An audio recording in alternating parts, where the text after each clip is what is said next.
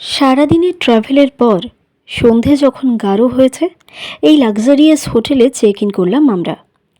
শরীর না সত্যি খুব ক্লান্ত লাগছিল জানো। সবাই ভাবছিলাম খাবো, ঘুমাবো, রেস্ট নেব, কিন্তু হঠাৎ করেই একটা প্ল্যান সব কিছু বদলে দিল। নমস্কার, আমি Swastika, love to right and describe.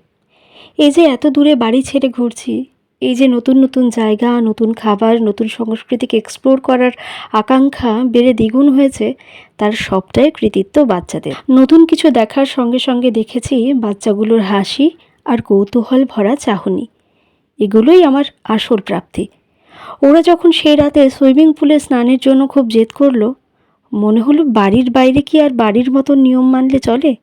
একটু আধটু ছাড় ওদেরও তো প্রাপ্য, তাই না? আর কেরলে বেশ গরম তখন, পুলের জল বেশ পরিচ্ছন্ন আর একদমই ঠান্ডা নয়। মায়েদের মন কত রকম চিন্তা হয় জানোই তো।